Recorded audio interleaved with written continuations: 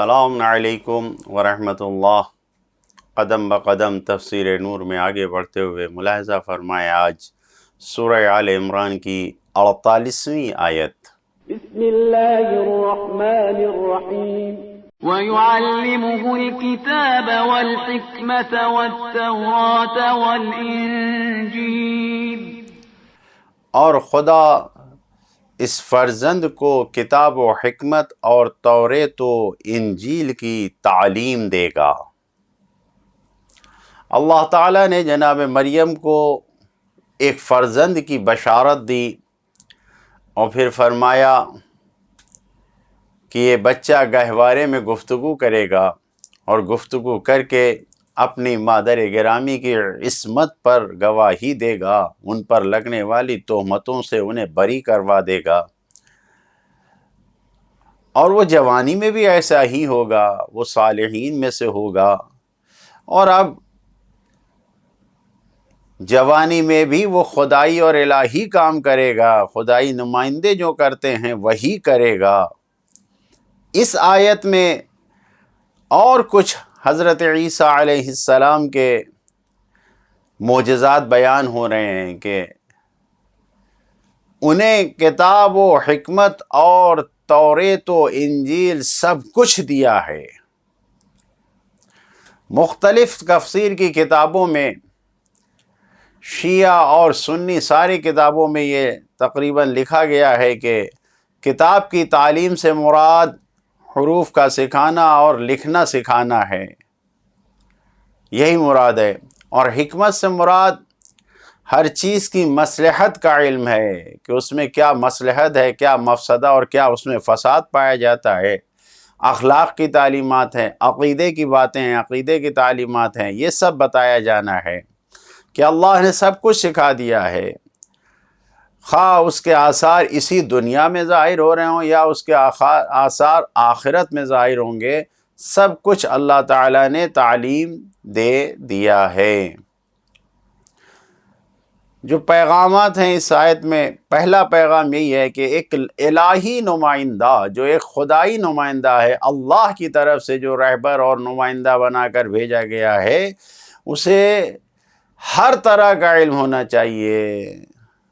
جو کچھ اس کے لیے ضروری ہے وہ اسے معلوم ہونا چاہیے، سب اس کے پاس معلوم ہونا چاہیے، جیسا کہ اللہ تعالیٰ اس آیت میں کہہ رہا ہے وَيُعَلِّمُهُ الْكِتَابَ وَالْحِكْمَةَ، اللہ نے کتاب اور حکمت کی تعلیم جناب عیسیٰ کو دیا، یعنی الہی نمائندے کے پاس ہر طرح کا علم ہونا چاہیے۔ دوسرا پیغام جو اس آیت میں ہے، ہر زمانے کے رہبر اور ہادی کے لیے لازم ہے کہ وہ گزشتہ زمانے کی تاریخ سے باخبر ہو، کیا واقعات پیش آئے تھے اس سے باخبر ہونا چاہیے۔ اسی لیے اللہ تعالیٰ نے جناب عیسیٰ علیہ السلام کو جناب موسیٰ کی توریت کا بھی مکمل علم دیا ہے کہ جناب عیسیٰ جناب موسیٰ کے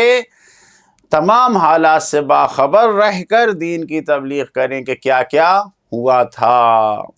میں بریکٹ میں یہاں پر ایک بات عرض کرنا چاہتا ہوں، اس آیت کے ذیل میں یہ بات ذہن میں آ گئی کہ ہمارے آخری نبی کو اللہ نے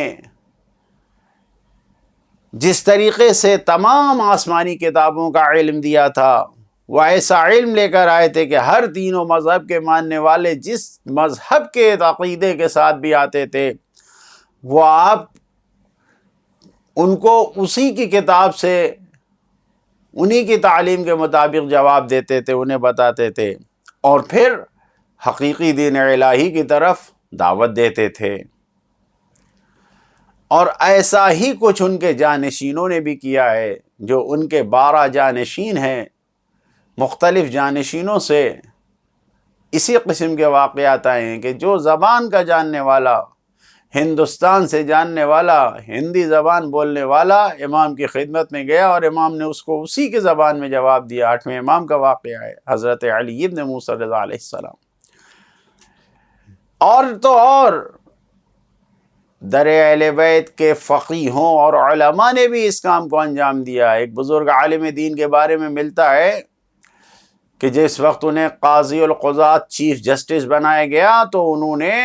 اسی شرط پہ قبول کیا کہ میں قرآن کی تعلیم کے مطابق ہی فیصلے کروں گا۔